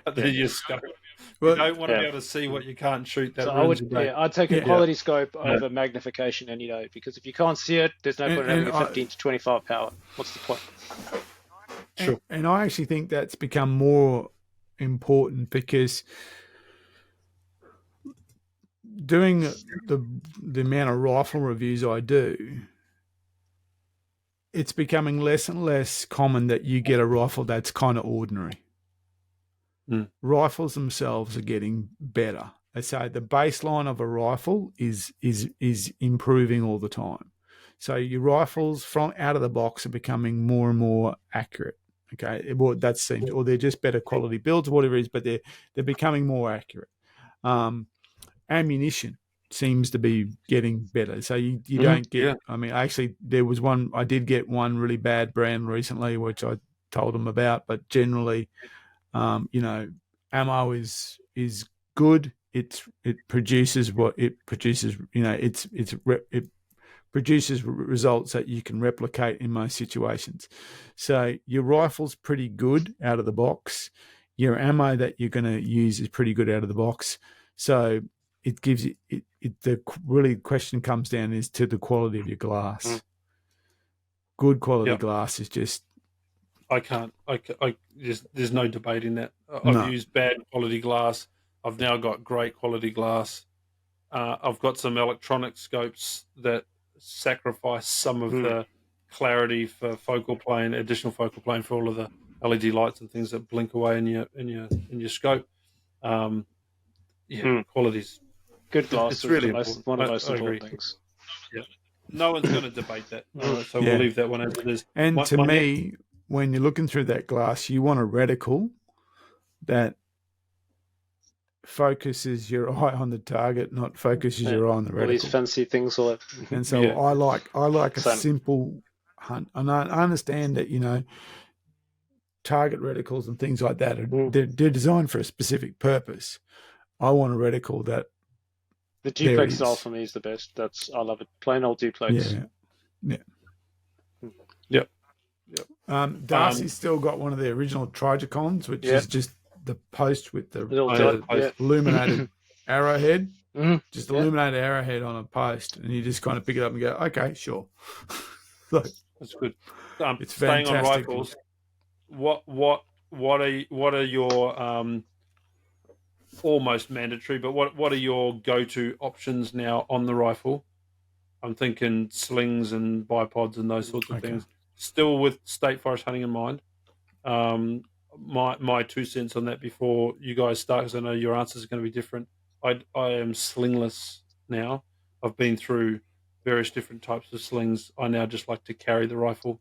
I don't bother with the sling, or it goes on my pack, the rifle, because I'm walking or I'm doing a lot more filming, so spot and stalk is less what I do. But I've used safari slings and I've used various different other ones, and I just find at that moment where you need it the most, when you're carrying your pack and your bino rig and your camera kit, that sling just catches shit and it takes away that 1% chance of you knocking that deer over.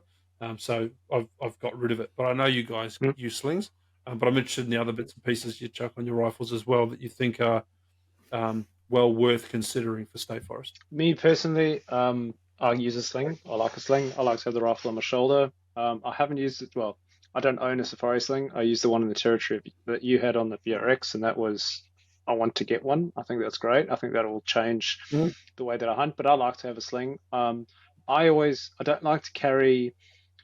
I used to have a bar pod fitted to my rifle at all times, one of the old Harris bar pods. I don't anymore. I find it just adds extra weight, gets in the way, and it's not really. I haven't shot much. I don't think I've shot anything off a bar pod in Australia. No, I should have read off a bar pod, but I carry the Spartan bar pod that I've got on my chest rig, so if I need it, I can just click it on and use it. But otherwise, I try to be as streamlined as possible, try and save as much weight.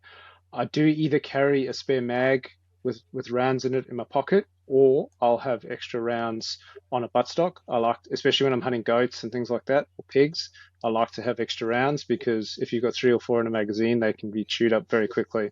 So I tend to have an extra mag or extra rounds on me. I think that's pretty important in the state forest if you come in on, especially if you're expecting goats, because if you get in a mob of goats, you want to be dropping them. But otherwise, I try to be as streamlined as possible. I don't want extra weight. I don't want things in the way. I usually do carry a set of shooting sticks. I use them for, if I'm going up a hill for, support, like a climbing stick. I use them to rest my binos on when I'm doing glassing, and I shoot off them. I've shot more animals off a set of shooting sticks than I have off a bar pod or resting off a tree, just because I like a stable rest and I can get them up pretty quickly. So that's me personally. Interesting. So I generally carry my rifle in my hand, and I have a sling, a simple shoulder sling, and I've made a little setup for my backpack where I can it just kind of clips it onto my backpack strap. Doesn't clip it on, just kind of guides it in place. But that's simply because, I've often got things like a camera and stuff like that, and it just makes it, it's just an easier way to carry it because I'm doing other things. But as people have hunted me tell me, for years I just literally used to carry it in my hand, and that was because I went through every conceivable sling pattern there was. Safari slings, Rhodesian slings, this, that, blah, blah, NATO rated. They all just annoyed the hell out of me. So the only reason I have a sling is when I'm actually moving or walking and I'm not in a hunting position at all, or I'm doing something, I put it on my shoulder and I put it in place there. But generally, I don't carry it in the sling. I literally carry it slightly in front of the magazine well or something like that in my paw. I carry it that way. Have for years. What about spare rounds, mate? So if I'm taking Indy, that's got 10 in the box. That's enough for me. If I'm taking the older style Tikka, I'll use generally I'll put the 3 in the rifle and carry the 5 in my pocket. I like to have my magazines in my pocket because nothing annoys me more than people walking with ammo going clink, clink, clink, clink, clink, clink. Makes me want to throw them off cliffs and stuff. So that's it. So I have it in there. And and in terms of bipods, I've also probably owned every bipod that's available, and I've either given them away or sold them. I just can't get in them. Interesting. I just can't get them. I got Primo shooting sticks in the shed. I gave Darcy a set of shooting sticks. I gave him a bipod. I got a tripod. Just can't get in them. Just cannot do it. I can't do shooting sticks. I just can't do it. I just not like when it happens. I don't think about them. That's what it is, and that's what I found. Like I literally once I had the Primos and we spotted some deer and I shot this deer, and then I realized I dropped the sticks. I went, there's deer, and I got behind a tree and got in a position and boom, hit this deer, and I went, oh, got him. And yeah, we got him. He didn't even know we're there. Perfect. And I went, oh, there's the sticks back there. I just let him go. I just and that told me that my brain does not think go to the sticks. And I've shot off sticks where you've had to shoot off sticks in the UK, and it was really, really, really, really difficult for me to do. I mean, I've got it's just muscle memory thing. It's it's got. I think it's how you train. They say you fight how you train type thing. And I think if you don't shoot off sticks a lot, then it's hard to shoot off sticks. If you don't shoot off bipods, conversely, if you're a guy who's shooting off bipods all the time, you probably think, how can you not shoot off bipods? Yeah, and that's my thing. I've tried to change my style of hunting. We're lucky enough to have shot quite a few animals out of state forest now, and you can be a bit more selective. If I was still chasing my first, 1, 2, 3 to 10. It's you just every opportunity you get, you're into it. So, and probably more because with carrying camera equipment around, I shoulder like my rifle is on my pack most of the time, and the opportunities that I get to shoot, I lose a lot of opportunities. I watch deer moving away because I don't have the time to stop and grab the rifle off the pack. That's just my choice of hunting. I don't shoot stuff on the run typically anyway. And if I can find a prone position, then that's my go-to. So the same as what you're talking about, John. I've got the Spartan adapter that's on the rifle.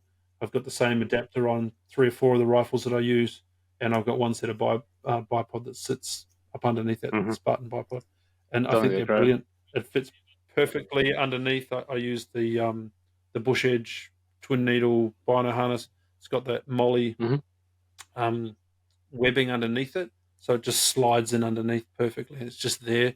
I can just slide it out, pop it on, and I'm ready to go. So it doesn't really delay me. I was just thinking about the last 4 or 5 deer I've shot. They've all been prone. It's my favourite, and that's me trying to slow myself down, because I've put myself in a situation a couple of times where it was too rushed, and whilst I still got the animal, it wasn't perfect. And you try and tighten those things up after a while. So anyway, that's my go-to. Definitely like the bipod. Well, seems you're carrying the adapters around for fun. Yeah, well, I've got the Primos trigger sticks, but I've actually got the Spartan head that fits onto them. So I use the same adapter across my rifles, then that fits the bipod or onto my trigger sticks. So it's the same mechanism with the magnet. I think it's great. I love it. I think it's a great piece of kit. And I've actually, if I think about the last 5 deer that I've shot, they've all been shot off sticks, off those Primos trigger sticks. So it works for me. I think of the last animal I shot prone was that goat in February. That's on video. That was the last animal I shot prone, and because again the situation allowed itself for that. The goat was coming down, and we'd been watching it for half an hour. It was slowly getting closer and closer, and I literally crawled out past Joey and Gemma. Just crawled out, got prone, bang, shot it prone, and I hadn't done. I mean, I used to shoot prone competition, so I'm comfortable shooting prone. It's just that I don't usually find myself in that position. Do you find also that if you've set your rifle up for shooting offhand, you're probably not well set up for prone? Depends how you shoot prone, I think. When I used to shoot competition prone, there was 2 schools of thought. There was the military school, which is you got really low and you tended to be straight on behind the rifle. Yeah. And that was because there'd be people shooting at you. So, and that's what they used to say, get your ass down and you're shooting at you, get low. So the guys who are ex-military used to shoot prone in that very low prone position. The guys who were purely target shooters in prone tended to be on the angle from the rifle, so they're a bit king. And you tended to be up on your shoulders, arms, up on your elbows, and up like that, and your head was up higher. And so it was kind of almost mimicking if you were standing up, if you know what I mean. It's not exactly obviously, but it was so that doesn't seem to affect the position as much. I think what it is, if you're shooting like true military prone, then it's different because you're trying to be as low as possible. You're trying to make this perfect straight line between between your feet and the barrel. It's supposed to be like dead straight line type thing. Whereas whilst I'm prone, I'm quite raised up, so I didn't find it had any real issue on that as well. Yeah. Looking at time, I got one more question I'll throw at you, and I don't know if you guys have got any more, but something in your state forest pack, kit, gear selection that you're going to walk away from the truck with that is a bit unusual, I guess, something that most may not have thought about carrying, or just something a bit different that you've found that you've decided to put in your pack because it's helping. Anything on that level other than the 15th knife that you carry, Mark? Not 15. It's 2 or 3. 3. It's 2. 3. Maybe. 3. 3. If you can't pack a knife. What about your boot knife? No, I don't care about it. Jono, you got anything? Or Mark's thinking? What's different? I carry something a bit unique. I wouldn't say it's unique, but I always carry plastic bags and rubber gloves. So if I'm going to shoot an animal, if I'm going to pack it out, when I did my training in the UK for meat handling, you always wear rubber gloves when you're gutting an animal. I always have a couple sets of gloves, and then I've always got plastic bags. So I just get quite thick. You don't want fragranced or anything like that. I've seen people rock up with fragranced bin bags. You got to once it's dead, it's dead. You're not scaring it away anymore. But also, there's good chemicals. Well, but you want to smell. I mean, you don't want lavender tasting meat. So, maybe you do. But for me, I wouldn't say it's unique, but I always have a piece of string, like a not thick rope, but a strong piece of thinnish rope to hang something from a tree. Like a paracord. I always have a section of paracord so that if I have a tree available, I'll string up a deer or a goat. We did that recently on that trip to Mobile. We shot goats that the last morning when you guys stayed back at camp. We shot a goat each, and we strung it up from the tree, and it was just so much easier to work than doing it on the ground. Yeah. We did the same. I have paracord wrapped around my knife sheath and a nice some sort of knot that I learned to tie. And it gives me enough to be able to string an animal up, and paracord's good. You can hoist up a reasonable sized fallow buck with paracord. It's not going to break. The one thing I always have in my pack is cable ties, because you never know when you need to put something back together, hold something up, tie it up. I always have cable ties in my pack. That's a good one to have. Just on the rubber gloves, point to note: yes, you work behind a desk, and it's not because you like your nice white soft hands. It's to keep the gut juice off the meat, right? The reason for rubber gloves is to separate the contamination rather than keep your hands clean.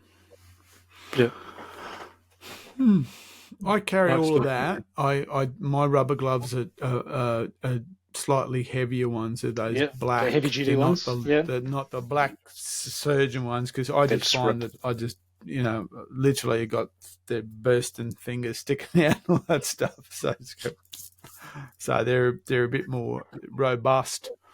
But cord, a couple of, like, I basically in my pack, I have a little meat processing that's got game bags in it. I'm just trying to think about, look, for many years and still today, I generally carry a compass with me. And that's simply because I learned how to navigate with a compass. So what I tend to do is when I start, I'll just kind of look at the compass, go, okay, I'm just kind of heading in a northerly direction. I just do that all the time. I don't do it so much now because I've got the Avenza and GPS and stuff like that, but I still often have the compass in the pack with me. But probably, and I mean, I think I've mentioned it before, there's two things that are in the front pocket of my pack. One is a very small tarp. It's actually the ground sheet from one of those those hammocks, the Hennessy hammock. Hennessy. It's the ground sheet for a Hennessy hammock, and it's multi-purpose. One is if I'm processing meat and I can't find a really nice place to process the meat, I can always put it on this tarp. If it's raining, I can put it over my head. Just make sure you wash it, or the blood from the turn comes on top of you. But the video when I was stuck up in the scrub on the raw, I was underneath that tarp, and it tends to keep my head dry, but all my gear dry. So that's it. And the other thing in my pack that I use more and more is that little Cedar Summit self-inflating arse protector, cushion, a little cushion. When we were at Nundall this year in the cold in July, it was very, very useful then, because it just kept your ass off the ground. On the first night or first afternoon, my son sat on it because he was freezing cold, the poor bugger. So I stuck him underneath it, stuck it underneath him, and said, it did work for him. But there was one evening we sat on a bit of open ground and watched it right through till dark, and I sat on it, and it's pretty useful. I actually think they're pretty handy thing, and it's literally compresses down to nothing, and it just gives you a seating pad. Yeah. That's Good probably idea. the only thing that's on my that's out odd, because after a while you tend to. I find that I've over time I've stripped gear rather than pick up gear. I tend to strip. Oh, and for strip sure. and What about strip. yourself? Yeah, you seem to add or take away. I agree with the insulated seat. If you're going to do like a lot of the new guys that come in, we sort of show them how to find habitat. What tiers or shelves look like coming up off a creek, where to sort of sit and ambush, things like that, just to give them the best possible chance to see deer. And if they manage to take one, then that's great. Adopting that sort of style, you've got to be comfortable, especially if you're hunting in the winter. You can't rock in to a cold gully, sit on the damp ground and expect to be comfortable and warm and sit there for an hour and a half as the sun either fades or rises. You can't do it. So you've got to be comfortable. So the seat pad is a really good option. If you are walking into a sit and hide, then one of those little ultra portable, ultra light fold up chairs is not a bad option. You get them from Aldi or Anaconda. They're about that big, and they all just fit together and put the seat over it. Just gets your bum up off the ground, get your bum off the leeches, things like that. So that's pretty good. Carry salt. Something no leeches in July. There's no leeches in July. They're all gone. They're all gone. Yes, the little salt canister is super important if you're doing that. But the other thing that I've adopted and I use quite a lot now, still with that sit and wait strategy, is that pair of secateurs. There's always a pair of secateurs in the pack, because if you're gonna find a spot that overlooks a scrape, that overlooks some water, that's got some good game trails coming in and out, you want to be able to come in and out of that area without touching leaves and sticks all the time. So you want to, your first day, and you want to chop that stuff away, because every time you touch that, you're giving the deer something to sniff and leave. They'll probably just bounce across to the other side of the ridge, and you won't see them again for a couple of days. So you got to get that stuff out of the way. I've got places that I go back to now that I chopped out 3 years ago, and I might give it a tidy up each year that I go back to it. But I've cut a trail in, so I don't have to keep touching things. And I think that's really important. Keeps you quiet as well. Helps with the dog if you've got to go through blackberry, because she doesn't like blackberry very much. So you can cut her in and out of various different spots. So that's probably the weird and wonderful thing that I would carry that most people don't.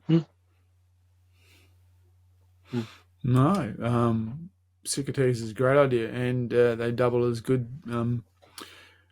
Good for ridge splitters and things like that. And carry a reciprocating saw, Makita battery. Carry 18-volt battery and. That's right. All right. Well, I think that's probably given anyone who's chasing new ideas for state forest hunting a really good overview of what we take, how we plan it, the wind, the gear. I think that's a pretty good session. Awesome. Well, thanks, gents. Very cool. Good. Okay, buddy. Good night. Thank you. See you again.